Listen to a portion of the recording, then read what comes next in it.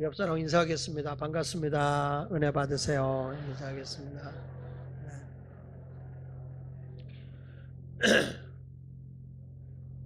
오늘 저는 여러분들과 함께 성령을 받았는가? 라는 제목으로 말씀을 증거하도록 하겠습니다. 지난 시간에 우리가 아볼로가 에베소에서 목회 사역을 하는 가운데서 그는 학문도 많고 성경도 능한 자고 일찍이 주의 도를 배운 자였고 또 말로 많은 사람과 싸워서 이길 정도로 논쟁에서도 학식에서도 뒤떨어지지 않은 사람이었습니다. 그렇지만 그는 세례 요한의 세례만 알 뿐 예수 그리스도를 통해서 구원받는 세례를 모르는 자였습니다. 이때 브리스길라 집사와 아굴라 집사가 예수 그리스도에 대해서 확실하게 설명을 해주게 됐죠. 아볼로는 결국에는 그 에베소 교회를 떠나게 되고 이제 그 교회에 바울이라고 하는 사람이 오게 된 것입니다. 사도 바울이 에베소 교회에 와서 보니까 교인들의 신앙 상태가 영 이성적이고 논리적이고 아는 것은 많은데 삶의 변화가 일어나지를 않아요. 그리고 교회가 교회답지를 못해요. 아데미 신전이 있는 에베소라고 하는 지역은 놀랍게 우상 숭배가 팽배해져 있고 저들은 정치와 경제와 문화가 발달되어 있는 도시이기도 하지만 반면에 종교적인 부패와 윤리와 도덕이 타락되어 있는 도시였습니다.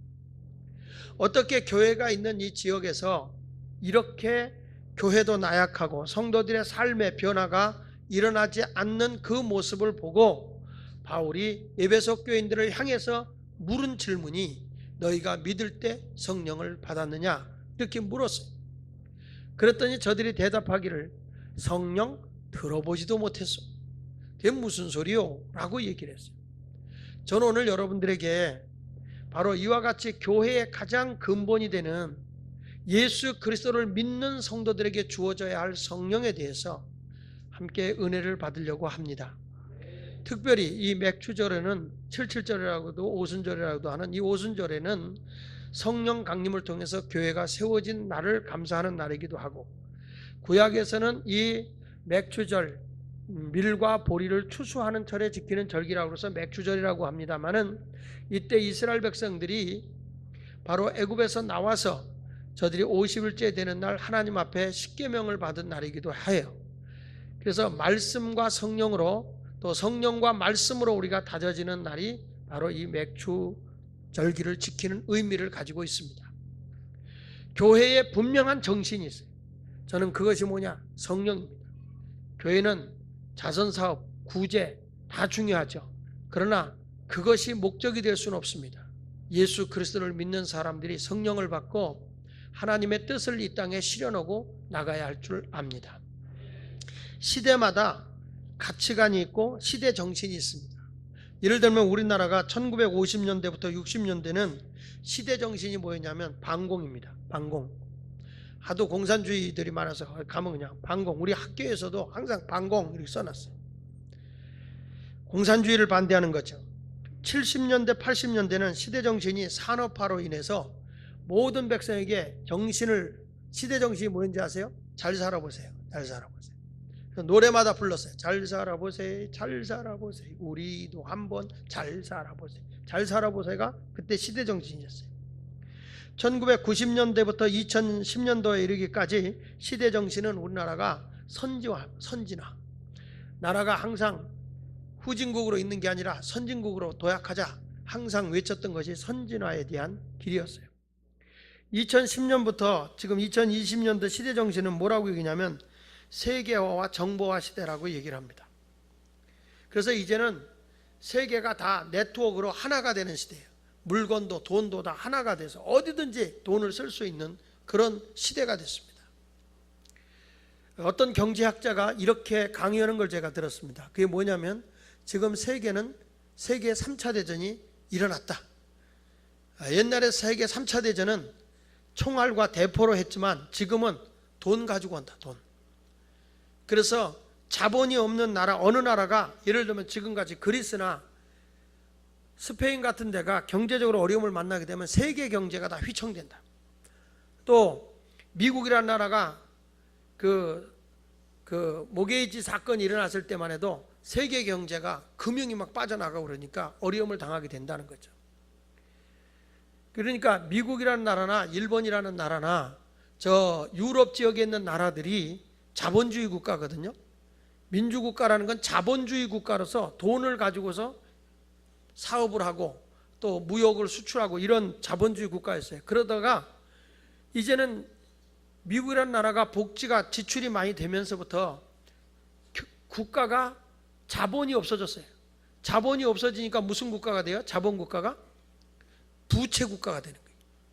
부채 국가가 되니까 은행도 돈이 없어요. 자, 은행도 돈이 없게 되고 또 뭐 기업들도 어려움을 계속 당하게 해요. 그러니까 국가가 돈을 자꾸 은행에다 돈을 찍어서 주는 겁니다. 그러니까 모든 기득권이 어디로 가느냐? 국가로 귀속이 돼 들어간다는 거죠. 이것이 곧 뭐냐면 결국에 자본주의 국가가 사회주의로 바뀌어지기 시작한다는 거예요. 유럽이나 지금 있는 나라들이 사회주의로 바뀌어지고 있다는 거죠. 일본 같은 나라도 마찬가지고요. 우리나라도 멀지 않아 그렇게 가고 있는 거예요. 근데 중국이란 나라는 자본이 많아지면서 사회주의 국가가 지금 어떻게 되냐면 각 나라에다가 공장을 차려놓고 자본 국가가 됩니다. 중국이란 나라는 사회주의는 자본주의가 되고 자본주의는 사회주의가 돼가고, 그 역사적으로 지금 그렇게 시대가 바뀌고 있어요. 눈을 땡그랗게 뜨고 여러분 이런 골치 아픈 얘기라고 생각하지 말고 시대가 어떻게 돌아가고 있는지 알아야 된단 말이에요. 이런 현실 속에서 앞으로 더욱 우리나라의 다음 시대는 뭐가 될 거냐 했을 때 나눔과 복지거든요. 이제는 모두가 함께 나누자는, 이게 바로 사회주의란 말이에요. 이런 현상들이 앞으로 우리나라에 일어나게 될 때에, 그렇다면 앞으로 이 나라의 지도자는 누가 될 거냐라고 하는 얘기를 하는데, 그동안에는 이런 당이라든지 어떤 조직에서 인기 있는 사람이 리더자가 됐다는 거예요. 그러나 이제는 사회주의적인 그런 요소가 팽배해져 가면서부터 어떤 모습으로 바뀌냐면 민중이 힘이 되는 시대가 된다는 거죠. 당이 힘이 되는 게 아니라 민중이 힘이 되면서 민중의 지지를 받는 사람들이 지도자가 된다는 거예요. 그리고 요즘에 민중의 지지를 받으려고 굉장히 애쓰잖아요. 우리 소통이라는 단어를 가지고 많이 애를 쓰고 있는데 제 얘기가 아니고 어떤 분이 이런 얘기를 해요. 왜 아직 대통령으로 자기는 입후보겠다는 말도 뻥끗하지 않은 사람이 지지율이 저렇게 올라가느냐? 안철수라는 사람이. 저 사람은 민중 속을 파고들었다는 거예요. 그러니까 대학가 속에 파고들어가서 저들에게 계속 소통을 하면서 대화하면서 젊은이들을 다 끌어안았다는 거예요. 저건 바람이 아니라는 거예요. 그 전에 고건처럼 인기가 잠깐 있다가 사라지는 게 아니라 저 사람은 수많은 젊은이들의 그 밑에서부터 조직화가 되어가고 있다는 거예요. 그 힘이 무섭다는 거예요. 그러니까 지금은 누가 지도자가 될지 아무도 몰라. 자기가 다 될 것 같이 저렇게 설치되지만 누가 될는지는 아무도 몰라요. 자, 지금은 세상이 이렇게 돼가고 있죠. 자, 그러면 교회는 어떻게 가야 되냐는 거예요. 교회는 바로 교회 안에 모여서 우리가 예배드리고 이렇게 갇혀있는 이런 교회의 모습으로 가서는 안 된다는 거죠. 앞으로 교회도 모든 연합운동을 통해서 사회 속에 파고 들어가는 NGO 운동하는 교회로 바뀌어져야 된다는 겁니다. 지금 한국교회 의식 있는 목사님들이 제가 벌써 몇 년 전부터 외쳤던 거죠. 이제는 건물신앙이 아니라 이제는 우리에게 성막신앙으로 바뀌어져야 된다. 움직이는 성전이 돼야 된다. 기억할 거예요. 내 자신이 성전이 돼서 내가 가는 곳에 세상의 빛과 소금이 돼야 된다 그랬는데, 지금 한국교회 의식 있는 목사님들이 뭘 없애죠? 건물 없는 교회 운동을 하고 있습니다. 왜냐하면 교회가 자꾸 빌딩화되고 크게 짓고 사람을 많이 모아서 하다 보니까 점점 거기에 허비하고 있는 거예요. 그렇다고 교인들이 세상 속에 파고 들어가서 세상을 변화시키고 있는 게 아니에요. 장로된 사람이 대통령이 되고 보니까 더 세상이 부패된 것 같지 않습니까? 세상 속에 파고들고 세상 속에 변화시켜가고 있는 이 삶 속에서 그리스도인들을 교회 안에서만 크리스천이 된 것이지 세상을 변화시키는 모습이 나타나지 않고 있다. 그러면 앞으로 교회가 어디로 가야 할 것이냐 하는 것이 중요한 거거든요. 그래서 이제는 교회의 건물 중심의 교회가 아니라 이제는 학교를 빌려서 예배들을 드리기 시작하는 운동이 일어나기 시작했고, 며칠 전에 보면 분당 우리 교회 같은 경우에는 교육관이 650억을 들여 샀던 것을 사회에다 도로 팔아서 환원시키는. 왜 그런 일을 하느냐? 건물이 필요 없다는 게 아니라 자꾸 사람을 불러 모으기만 하지 세상 속에 흩어놓는, 세상 속으로 파고 들어가서 세상에 변화를 주고 있는 그리스도인화된 운동이 일어나지 않고 있다는 거예요. 여러분, 성령은 뭐 하는 일입니까? 땅끝까지 이르러 내 증인이 되게 하는 게 성령의 역사거든요. 교회의 성령의 역사는 사람 많이 모아서 사람이 얼마나 많이 모이느냐, 헌금이 얼마나 많이 넘치느냐가 중요한 것이 아니라 진정한 그리스도인이 세상 속에 들어가서 세상을 얼마만큼 변화시켜 놓을 수 있느냐, 하나님 나라의 가치관으로 변화시킬 수 있는 것이 교회가 되어야 된단 말이에요. 그런 정신이 이루어지기 위해서는 뭐냐? 성령으로 거듭나야 된다. 이게 진정한 그리스도인이다 이 말이에요. 교회 몇 년을 다녔다, 교회에 직분을 가서 장로다, 권사다, 집사다, 이게 중요한 것이 아니라는 거예요. 디도서 3장 5절에 우리를 구원하시되 중생의 씻음과 성령의 새롭게 하심으로 하셨다고 그랬거든요. 우리가 구원을 이룬다고 하는 것은 성령의 새롭게 하심으로 이루어지는 것이고, 고린도전서 12장 3절에 보면 성령으로 아니하고는 누구든지 예수를 주라고 할 수 없다고 그랬어요. 내가 어느 자리에 가서도 내 인생의 주인이 예수 그리스도라고 고백할 수 있는 사람이 된다면 분명히 세상 속에 죄악이 팽배하지 않을 거예요. 죄를 이기고 나갈 수 있으리라 저는 생각을 합니다. 우리는 세상의 빛이 되고 소금이 돼야 돼요. 종교적 열심만 가지고 안 됩니다. 그 사람이 신앙생활을 훌륭하게 하고 있다고 교회에서 열심히 하고 있다고 해서 훌륭한 신앙생활은 아닙니다. 세상 속에 파고 들어가서 하나님의 영광을 드러내는 빛과 소금이 돼야 하는 것입니다. 예배석 교회가 그렇게 말씀 훈련을 많이 받고 지식 있는 목사님을 만나서 열심히 신앙생활 했지만 변화되지 않는 모습을 보고 바울이 너희가 믿을 때 성령을 받았느냐라고 물어봤더니 그들의 대답이 뭡니까? 성령이 있음도 들어보지 못했다. 그러면 너희가 무슨 세례를 받았느냐? 요한의 세례다. 요한은 예수 그리스도에게로 우리를 인도하는 하나의 길잡이에요. 안내자예요. 세례 요한의 세례는 죄가 뭔지를 깨우쳐 주는 것에 불과해요. 결국에 그 죄를 깨달았으면 그 죄가 사함받고 용서받을 수 있는, 용서를 해줄 수 있는 분은 오직 예수 그리스도 그분밖에 없어요. 그래서 예수에게 가야 돼요. 율법으로 우리가 죄를 알았으면, 그 죄를 깨달았으면 회개해서 용서받을 수 있는 분이 누구냐? 예수 그리스도예요. 예수 그리스도께서 우리의 죄와 허물을 위해서 십자가의 제물이 되어 죽으셨고 부활하심으로 우리가 의로워졌고, 그분이 승천했다 다시 심판하기 위해 재림하실 예수 그리스도를 우리가 믿으면 구원을 받는 거거든요.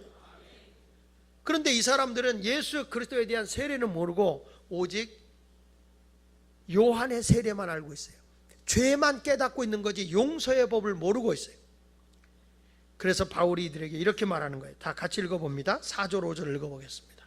자, 시작. 바울이 이르되 요한이 회개의 세례를 베풀며 백성에게 말하되 내 뒤에 오시는 이를 믿으라 하였으니 이는 곧 예수라 하거늘 그들이 듣고 주 예수의 이름으로 세례를 받았다고 그랬어요. 바로 성령은 누가 받아야 되냐면, 먼저 성령을 받기 전에 우리가 해야 할 일이 뭐냐? 내가 회개하고 예수 그리스도를 믿음으로 죄사함을 받아야 돼요. 성령은 예수를 믿고 구원 받음으로써 받는 거예요. 그래서 기독교는 무슨 종교냐?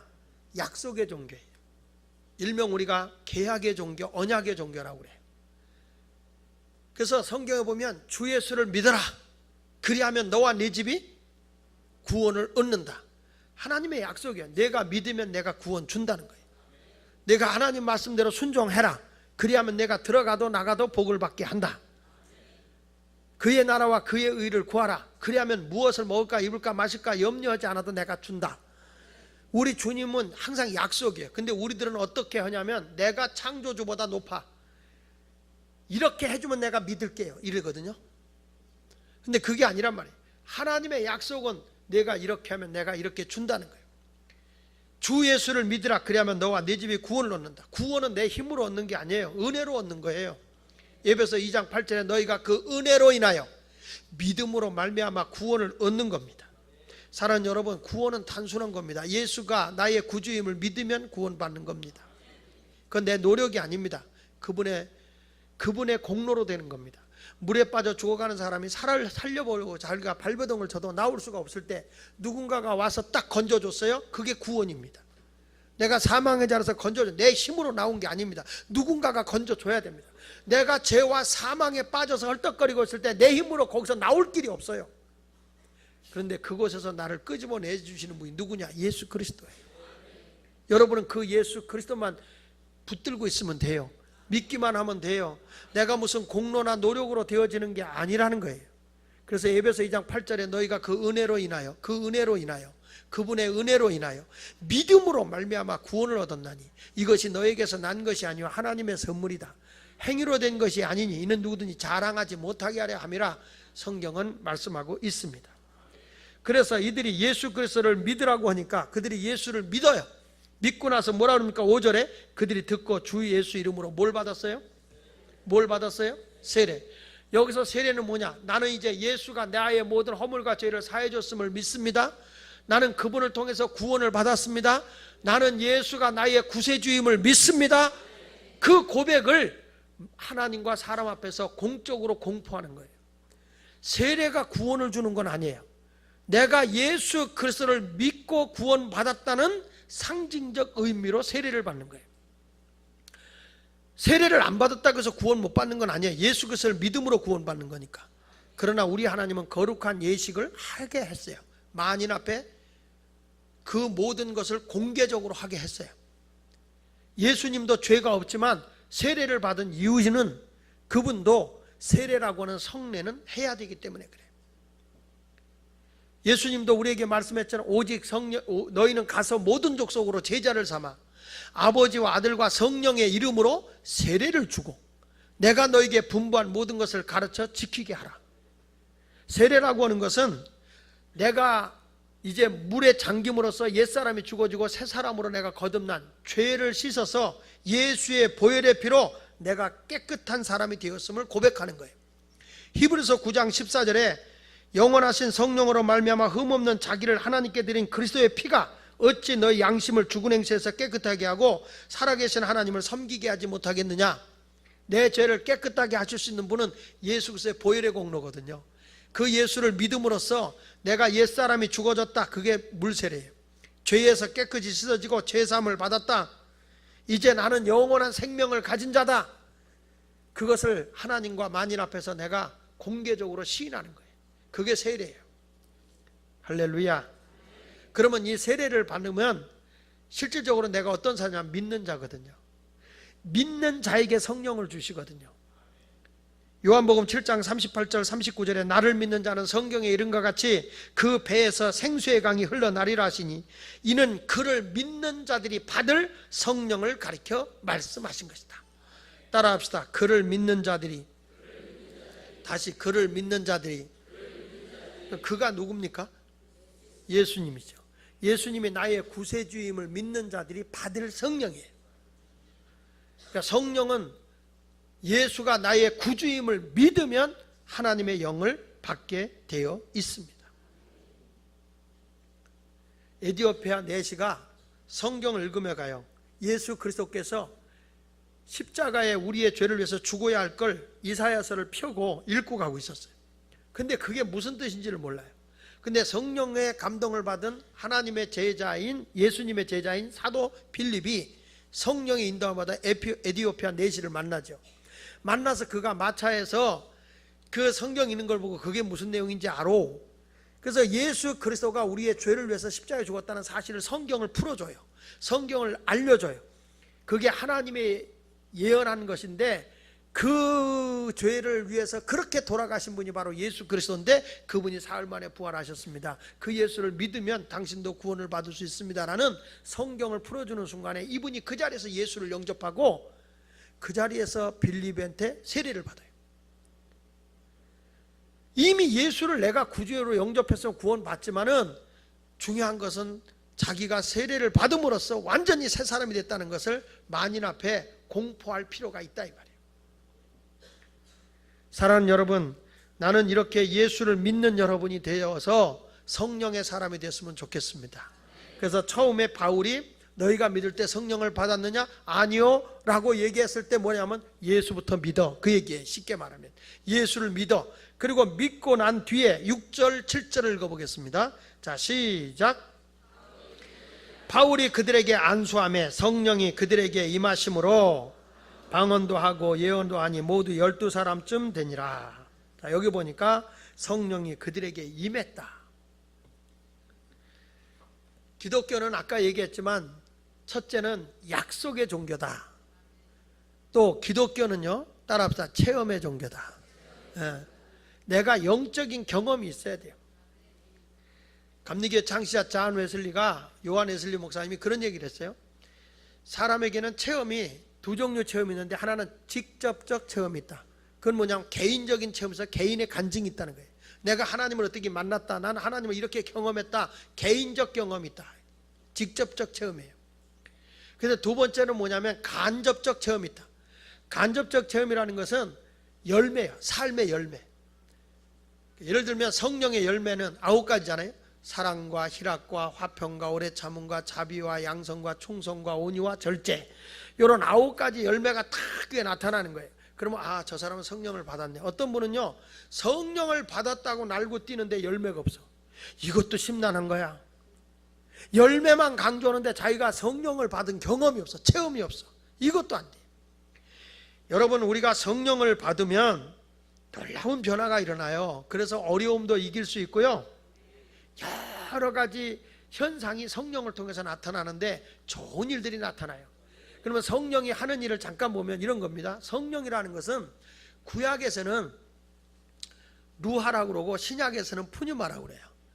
그러면 이게 무슨 뜻이냐면 생기, 성령, 바람, 이런 뜻이 있어요. 그러니까 여러분들 사람이요, 좋은 바람 드는 사람이 있고 나쁜 바람 드는 사람이 있어요. 여자가 어떤 남자를 좋아서 나갔어요. 뭐 났다고 그래요? 나만 합니까? 뭐 났어요? 그 여자 바람 났대. 나쁜 영이 들어간 거예요. 나쁜 영이 돼서, 그걸 음란의 영이라고 하죠. 바람 난 거예요. 어디 갔더니 막 몸을 흔들면서 맨날 뭐 남 붙잡고 돌아다녀. 무슨 바람? 촌바람 났대요. 촌바람. 사람이 잘못된 바람이 들어가면 문제예요. 특별히 바람 들면 안 되는 게, 여자들이 바람 들면 안 되는데, 세상에 쓸모없는 게 2가지라고 하잖아요. 무에 바람 들면 쓸모없고 여자가 바람 들면 쓸모없다. 남자는 바람 나도 내버려둬도 다시 돌아오기 때문에 괜찮은데 여자는 안 들어온다고 그러잖아요. 그 이유는 남자는 고무신이 왼쪽 오른쪽이 분명해서 내버려둬도 자기 짝이 누군지 알고 얼마 있다 힘들면 돌아와. 그 남자야. 우리 교회도 보니까 그러더라고. 힘들면 돌아와. 근데 여자는 절대 안 들어와요. 왜냐? 고무신이 왼쪽 오른쪽이 구별이 안 돼.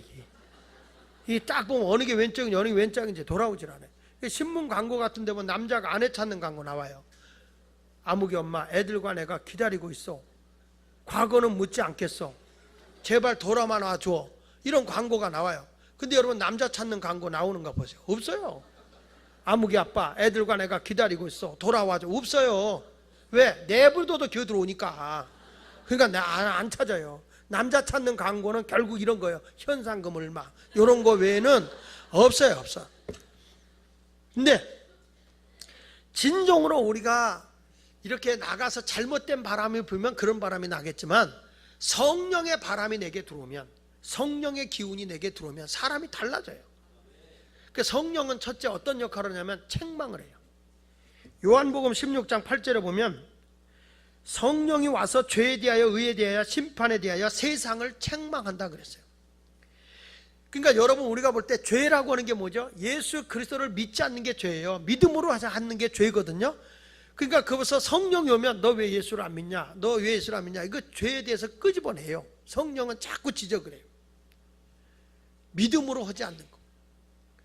또 뭐에 대해서 성령은 하냐면 의에 대해서 책망한다고 그러죠. 내가 의로운 사람이다.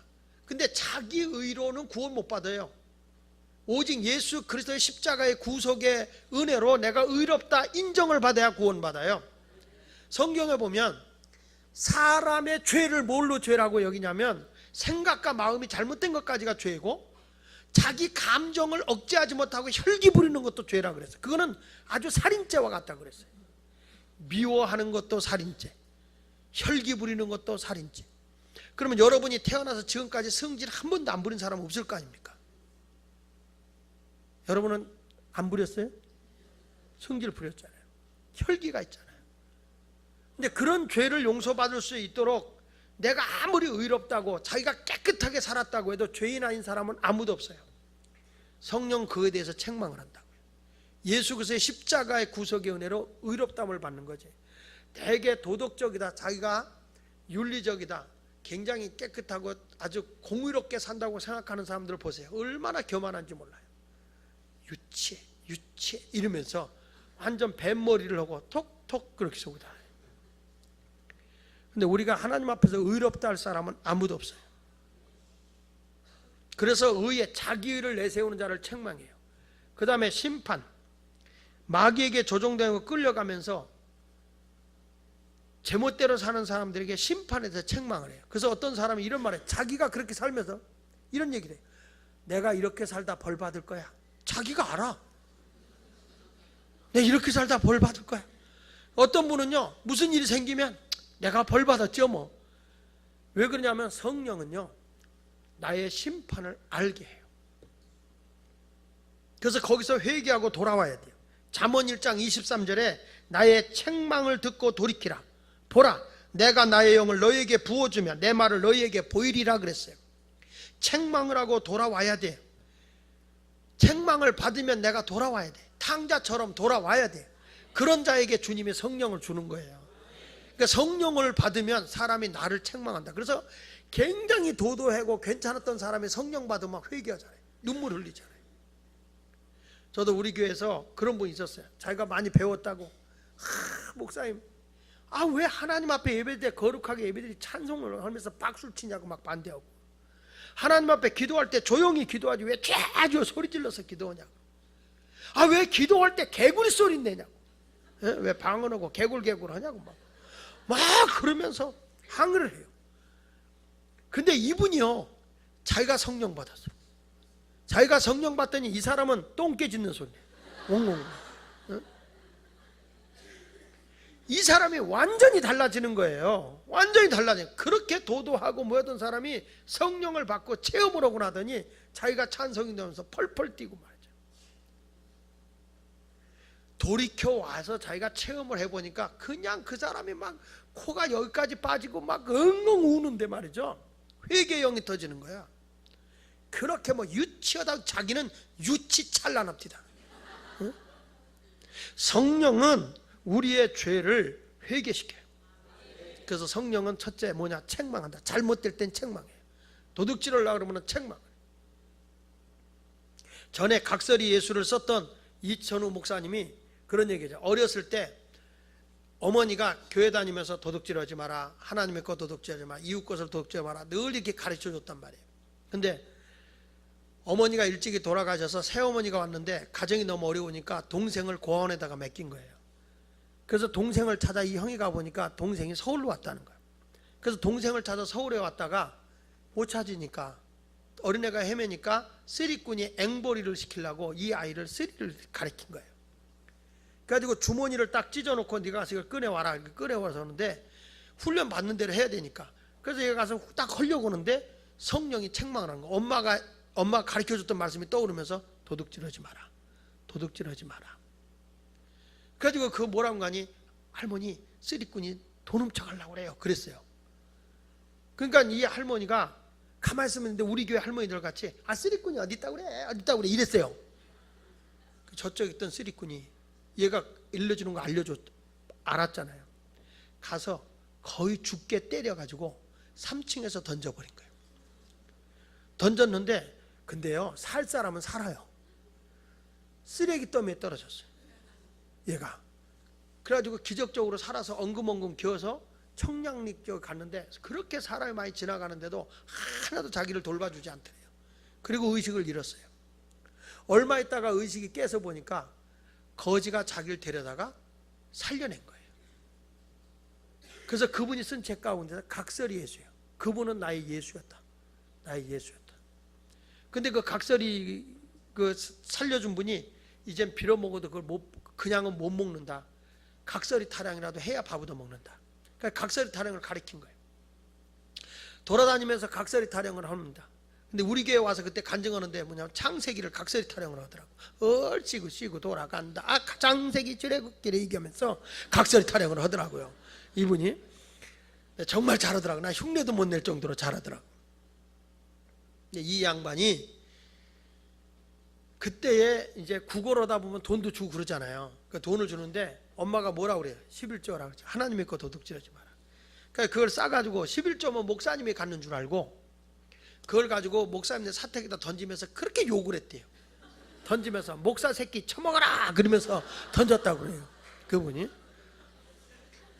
그래도 그가 자기 마음속에 어머니의 가르침이 생각나서 그 일을 했다는 거죠. 그러니까 성령이 오면요, 내가 잘못된 길로 가려고 해도 성령이 책망을 하기 때문에 그 길로 못 간다는 거예요. 그래서 하나님의 영이 내게 오면 그래서 악한 길로 못 가요. 여러분, 사람이 악한 영이 내게 오면 악한 사람 되는 거고 성령이 내게 오면 사람이 선한 사람이 되는 거예요. 두 번째로는 성령이 내게 오면 성령은 간구의 영이에요. 스가랴 12장 10절에 보면 은총과 간구하는 심령을 부어준다 그랬거든요. 그래서 성령을 받으면 사람이 기도하게 돼요. 하나님 앞에 간절히 기도해요. 여러분, 기도하면 어떤 결과가 오는지 아세요? 마태복음 7장 7절 이하에 보면 구하라 그래야만 주실 것이요, 찾아라 그래야만 찾을 것이요, 두드려라 그래야만 열릴 것이다. 자식이 떡을 달라 하는데 돌을 주며 생선을 달라 하는데 뱀을 줄 자가 있겠느냐. 너희가 아무리 악한 부모라도 자식에게 좋은 걸 줄 줄 알거든. 하물며 하늘에 계신 너희 하나님 아버지께서 구하는 자에게, 기도하는 자에게 좋은 것을 주시지 않겠느냐. 너희가 하나님 앞에 기도하면 내가 좋은 거 주겠다. 이게 성경이에요. 여러분, 우리가 기도는 하나님께로부터 내가 좋은 거 받는 통로예요, 통로. 근데 이게 기도라는 게 이게 하고는 싶은데 안 돼. 이게 어떤 사람은 아버지 하면은 할 말이 없어. 이상줄입니다 이래. 응? 우리 교회는 그래도 기도가 다른 데도 좀 오래 하고 열심히 하는 교회 중에 하나인데, 어느 교회 부흥회 가서 이렇게 기도시켜놓고 새벽 기도하고 통성기도 시켜놓고 강단에서 기도하다가 조용해서 뒤돌아보면 10분도 안 됐는데 다 갔어. 여러분, 오늘 기도하면서 기도의 영을 달라고 기도하세요. 역대상 17장 25절에 보면 다윗이 이런 고백을 하잖아요. 주의 종이 주의 앞에 이 기도로 간구할 마음이 생겼나이다. 기도하고 싶은 마음이 막 생기는 거예요, 성령이 오면요. 저는 중학교 1학년 2학기 때 성령을 받았거든요. 중학교 때 뭘 알아요. 그런데도 한밤중에 기도하고 싶어서 교회에 가서 아무도 없는 교회, 그때 중등부실이라고 있거든. 중등부실에 가서 간절히 기도하는데 왜 그렇게 무서운지, 주여 하면 뚝뚝뚝뚝뚝 뭐 이런 소리가 나는 거예요. 근데 나중에 알고 보니까 원래 건물에서는 소리가 난대요. 건물에서 이런 의자에서도 소리가 나고, 건물에도 가만히 들어보면 건물 자체에서 세면에서 소리가 난대요. 혼자 기도할 때 옆에서 소리가 나거든. 누가 왔다고 생각하지 말고 원래 건물에서는 소리가 나는 거구나 그렇게 생각하고 그냥 가만히 무서워하지 않았으면 좋겠어요. 그걸 일러주는 분이 하나도 없었어요. 저는 기도하다 집에 왔다니까 너무 무서웠어요. 그런데도 기도하고 싶은 마음이 그렇게 간절한 거예요. 여러분, 기도하면 다윗처럼 항상 승리의 삶을 살아요. 다니엘 좀 보세요. 하루에 3번씩 기도했잖아요. 너 기도하면 사자굴석에 집어넣는다 그래도 기도하지 않고 못 견뎌. 그러니까 기도했어요. 사자굴석에 던져뒀는데 성경에 그렇거든요. 너음에 시험에 들지 않게 깨어있어 기도하라. 따라합시다. 시험에 들지 않게 깨어있어 기도하라. 그러니까 시험에 안 들려면 기도해야 된단 말이야. 그런데 다니엘이 거기 들어갔을 때 사자가 다니엘을 안 잡아먹어요. 그래서 살아나와요. 근데 그 다음 사람들, 모함을 했던 사람 집어넣으니까 뼈도 안 남았잖아요. 근데 이렇게 사자굴석에서 건진받아 나왔다. 굉장한 영적인 의미가 있어요. 지금 악한 원수 마귀가요, 우는 사자같이 삼킬 자를 찾는다고 그랬어요. 말세가 되면 따라합시다. 우는 사자같이 삼킬 자를 찾는다. 그 마귀가요 삼킬 자를 찾아요. 여러분 TV에서 동물의 왕국인가요? 뭐 이런 걸 보셨을 거예요. 거기 보면 맹수들이 사냥을 할 때 보면 사자 보십시오. 숲속에 숨어서 아주 낮은 자세 포복합니다. 낮은 자세. 딱 보고 있는데 사자가요 전체를 보는 게 아니에요. 어떤 걸 보냐면 물 위에서 떨어져 있는 거, 물 위에서 떨어져 있는 거, 그 다음에 약해 보이는 거, 요거 딱 찍지요. 살금살금 그것만 보고 가요. 그리고 순간에 사자가 팍 하고 뛰어나가죠. 다른 것들은 다 펄펄 뛰고 뛰어나가요. 근데 다른 건 본 게 아니에요. 지금 이렇게 외톨이로 떨어져 있는 거, 아니면 약해 보이는 거, 요거를 공격하는 거예요. 그래서 마귀도요 우는 사자같이 삼킬 자를 찾는데, 가만히 한번 보세요. 가정에 환란이 있는 집은 계속 환란이 와요. 시험 드는 교인 계속 시험 들어요. 왜 그런지 아세요? 마귀의 사탄이가 공격하는 거예요. 우는 사자같이 나의 영적인 걸 공격하는 거예요. 이겨야 돼요. 이겨야 된다고요. 그래서 내가 우울증이 왔다 그러면 예수 이름으로 대적하고 우울증을 물러가라. 우리 주님은요 기쁨을 주는 분이지, 항상 기뻐라 그랬지 우울증을 줘서 울고 싶어라 그러면 안 돼요. 울고 싶어. 이게 하나님이 기뻐하는 게 스스로 내가 대적하세요. 지금 내가 우울증이 있다. 우울증이 왔어. 뭐 스스로 병을 알잖아요. 그러면 내 몸에 우울증을 주는 귀신아 나가라. 우리 성령님이 내가 기쁨의 영, 빛의 영이 올지어다. 이러면서 자꾸 밝고 기쁘게 행복하게 살아야 되는 거예요. 성령은 그런 분이에요. 그러니까 여러분들 기도로서 자꾸 우는 사자같이 삼킬 자를 찾는 걸 대적해서 이기는 성도가 되어야 할 줄로 믿습니다. 할렐루야. 가만히 보세요. 교회에서도 보면 신앙생활을 외톨이로 떨어져 가자.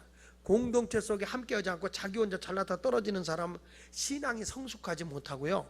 그렇지 않으면 그 사람이 다른 데 걸려 들어가서 영적으로 병든 사람이 많아요. 공동체 속에서 함께해야 되는데 그게 자꾸 떨어져요. 시험에 들지 않게 승리하십시오. 그래서 첫째로 우리가 성령은 책망도 하시고, 두 번째 가서는 강구의 영을 줘서 기도하게 하고요. 세 번째로 성령은 뭐냐면 따라서 되게 하는 영이다. 스가랴 4장 6절에 보면 만군의 여호와께서 말씀하시되 이는 힘으로 되지 않냐면 능력으로 되지 않냐고 오직 나의 영으로 되느니라. 내 힘으로도 안 되고 내 능력으로도 못하는 거 성령으로 된다. 성령으로. 성령이 오면 우리에게 안 되던 것이 되어져요. 여러분 어떤 공장에 기계를 가동하려면 전기 스위치를 넣어야 돼요. 전기 스위치를 안 넣고 기계 아무리 좋은 거 사면 뭐합니까? 스위치를 안 넣으면 가동이 안 되는 거예요. 나에게 모든 것을 새로운 에너지를 공급해주고 변화를 줄 수 있는 게 뭐냐면 성령이에요. 성령님이 내게 임하도록 하면은 능력이 나타납니다. 제가 시골에 살면서 그 방앗간을 이렇게 가서 보면 요즘에는 스위치로다가 다 전기로 하지만 그때는 수동으로 했어요. 이게 다 여기다 휘발유 놓고 막 돌려요. 그러면 기계가 숨 쉬어요. 피크 거기다가 팍팍팍팍 튀잖아요. 그러면 그때 뭐냐면 피대를 해가지고 일자로 끼면은 이게 벗겨지니까 S자로 건다고요.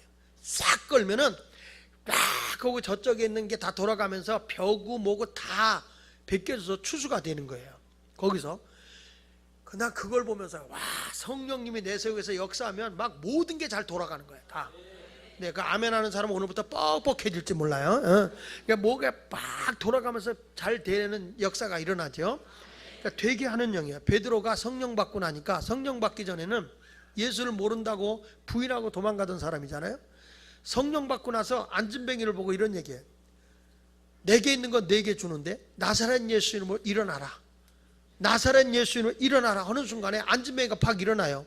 어디서 그런 능력이 옵니까? 성령이 그에게 오니까 할 수 없는 일이 할 수 있는 자로 바뀌어지더라고요. 이게 성령의 역사예요. 여러분이 영적인 것도 그렇고요, 세상 일도 마찬가지예요. 안 된다 생각하지 마시고요, 성령이 오면 되게 하는 영이기 때문에 내 힘으로 내 능력으로 안 되는 거 나의 영으로 되느니라 그랬어요. 된다. 성령은 된다고요.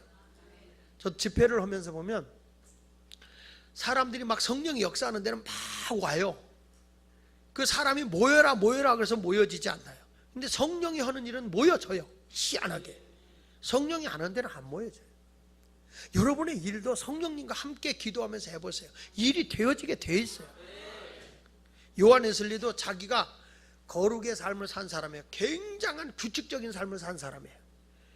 이 사람이 조지아주 미국에 가서 전도를 했는데 전도를 못하고 거기서 추방당해요. 안 되는 거예요. 실패했어요. 근데 이 사람이 1738년 5월 24일 날 로마서 서문을 낭독하는 데 갔다가 가슴이 뜨거워지는 영적인 경험을 해요. 성령을 받아요. 하나님의 영이 그에게 임했어요. 그리고 나서 1738년 12월 31일 날 60여 명이 철저한 그리스도인들이 모여서, 우리가 말하는 벤도원이라고 하는 사람이 모여서 애찬식을 하고 저들이 기도하다가 1739년 1월 1일 오후 2시 반에 기도하다가 60명이 태풍 같은 성령이, 거기에 바람 같은 태풍 같은 성령이 그들에게 임하면서 60명이 다 넘어져요. 60명이 입신해가지고 신령한 세계를 경험합니다. 그 뒤부터 이 웨슬리가 설교를 하면 사람들이 눈물 흘리며 회개하고 돌아오는 사람들이 한 번 집회할 때마다 10만 명 이상씩 막 몰려드는 거예요. 이 사람들을 가지고 그냥 예수 믿어라 구원받아라만 한 게 아니라 가진 자들이 없는 자에게 물질을 나눠라. 그리고 구두 수선집도 만들어주고 헌채박집도 만들어주고, 얼마나 성령 역사가 대단했는지 저들의 탄광에서 일하는 사람들의 자녀들 학교 교육 같은 거, 유아 교육 같은 거, 그 다음에 어려운 사람 위해서 민간 요법도 개발하고 민간 체조도 개발하고 이렇게 해가지고 영국을 혁명을 일으켰는데, 복음으로 잘 사는 나라, 함께 나누는 나라를 세운 게 영국입니다. 그 당시에 함께 했던 찰스 피니 같은 사람은요, 부흥운동이 일어났는데 탄광촌에 있는 사람들이 다 변화가 된 거예요. 변화가 되니까 탄광에서 이게 석탄 같은 걸 파내오는데 노새로다가 이렇게 당나귀가 이제 끌고 나와야 되는데 당나귀가 말을 안 듣는 거예요. 왜 그러냐? 그래서 탄광에 일을 못 시켰다는 거예요. 사람들이 예수 믿기 전에는 노새한테 욕을 하면서 시켰다는 거예요. 욕을. 근데 예수를 딱 맞고 성령 받고 나니까 욕을 못 하잖아요. 은혜가 되는 말은 욕을 못 하잖아요. 그러니까 나귀가 못 알아듣는 거예요. 그동안에는 막 욕하는 욕에 익숙해서 이건 이거 하라는 거구나. 근데 욕을 안 하니까 나귀가 말을 못 알아들어가지고 그 석탄을 모파 실어 날듯 그런 역사도 일어났다고 그랬잖아요.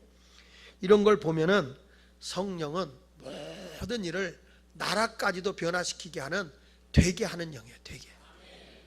마지막으로 성령은 뭐냐? 따라서 권능이다. 그 사도행전 1장 8절에 뭐라 그래요? 오직 성령이 너에게 임하시면 너희가 권능을 받고 그랬다. 이 권능이라는 게 원문에서 듀나미스라는 말인데 여기서 나온 영어 단어가 다이나마이트예요. 성령이 얼마나 폭발적인 능력이 있으면 다이나마이트 같은 능력이 있겠어요. 지금은 권능의 세상, 능력의 세상이에요. 사람이 힘과 문화의 세상이기 때문에 지식과 돈과 재능과 권력이 있어야 어디 가도 대접받아요. 나는 여러분들이 영적으로도 권세 있는 자가 돼서 대접받기를 바랍니다. 오직 성령이 너희에게 임하시면 너희가 권능을 받고라는 이 말을 어떤 신학자는 유능해진다고 얘기했어요. 성령이 내게 오면 사람이 유능한 사람이 된다는 거예요. 저 사람이 저런 재주가 있었어, 저 사람이 저런 능력이 있었어, 이렇게 평가를 해준다는 거예요. 내 힘이 아니라 성령에 의해서. 사무엘하 8장 6절에 보면 성령을 받던 다윗에게 이렇게 말해. 다윗이 어디로 가든지 여호와께서 이기게 하시니라. 다윗은 이기는 능력을 얻었어요. 여러분도 어느 곳에 가든지 패배자가 되지 말고 승리자가 됐으면 좋겠어요. 성경은 이렇게 말하거든요. 선으로 악을 이겨라. 성령은 예수님의 제자들에게 상상할 수 없는 엄청난 일을 이루게 하는데, 베드로도 안전병 일으키는 능력도 있었지만 무디는 100만 명을 전도했고, 최봉성 목사는 예수 천당을 통해서 한국의 복음화의 기수가 되었던 사람입니다. 고린도 교회는 성령이 임하고 난 뒤부터 오늘 본문에 있는 것처럼 방언도 하고 예언도 한 것처럼 이 고린도 교회는 엄청난 성령의 은사와 능력이 나타났습니다.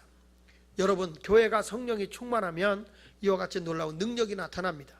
다음 시간에 할 얘기지만 우리 11절을 잠깐 보면요, 이 성령이 역사하고 난 뒤에 에베소 교회를 보십시오. 하나님이 바울의 손으로 놀라운 능력을 행하게 하시니, 다 같이 12절 시작. 심지어 사람들의 바울의 몸에서 손수건이나 앞치마를 가져다가 병든 사람에게 얹으면 그 병이 떠나고 악한 귀신도 나가 병도 나는 거예요. 성령의 역사는요, 내 힘으로 할 수 없는 일들이 일어나요. 저는 오늘도 여러분이 성령의 역사를 통해서 암이 걸려 왔어도 예수 이름으로 치유되기를 축원합니다. 집회하면서 저는 하나님의 능력으로 우리 모두에게 놀라운 증거를 경험해야 돼요. 안진뱅이가 일어나는 경우도 있었고요. 여러분, 재작년에 우리 교회 이범석 씨라고 하는 분이 소경이 눈을 뜨는 역사도 있었고요. 하나님의 역사는 과거에만 일어나는 게 아니라 지금도 성령의 능력은 계속적으로 임하고 있어요. 우리 교회가 부흥되는 데 있어서 중요했던 거는 이장길이라는 권사님이 계셨는데, 그분이 루마티스 관절염으로 수저를 들 수도 없는 사람이었어요. 근데 이분이 집회 왔다 성령에 의해서 완전히 불받아가지고 숟가락질도 못하던 사람이 펄쩍펄쩍 뛰어가지고 루마티스 관절염이 나서 지금까지 말짱하게 살아있잖아. 왜 얼굴들이 그래? 네? 성령은 과거의 역사가 아니에요. 지금도 하나님은 살아계신 하나님의 능력이에요. 여기 20절 보세요. 이와 같이 주의 말씀이 힘이 있어 흥황하여 세력을 얻었다. 에베소 교회가 전체가 지식적으로 배울 땐 12명 모였어요. 12명. 근데 이제는 에베소라고 하는 지역에 세력이 나타나. 세력이. 그래서 지역을 변화시켜 나가는 역사. 그렇습니다. 너희가 믿을 때 성령을 받았느냐? 그것은 교회 안에 어떤 종교적인 행사가 아니라 하나님의 영, 그것이 내 안에 들어오면 변화가 일어나요. 하나님이 흙으로 사람을 만드시고 저기에 생기를 불어넣으니, 그 생기라는 말이 루하, 바람이에요. 성령이에요. 그랬더니 생령이 됐다. 리빙 소울이 됐다. 리빙 소울, 살아있는 영. 내가 하나님의 영이 내게 들어오면 내가 육의 사람이 아니에요. 영의 사람이에요. 이런 사람에게 하나님의 엄청난 권세와 능력이 주어지게 될 걸 확신합니다. 오늘은 우리가 맥주주의를 지킵니다. 77절을 지킵니다. 77절을 오순절이라고도 합니다. 이날은 성령 강림입니다. 저는 본문을 오늘 택해서 한 게 아닙니다. 사도행전 강해 설교를 해나가는 과정에서 이 말씀이 오늘 딱 잡힌 겁니다. 어쩌면 그렇게 하나님의 아다리가 딱 맞게 하는지 몰라요. 여러분 모두가 성령을 받고 하나님의 역사를 이루시기를 바랍니다. 다음 주에는 8장부터 하나님의 성령을 통해 일어나는 기적들에 대한 말씀을 증거하도록 하겠습니다.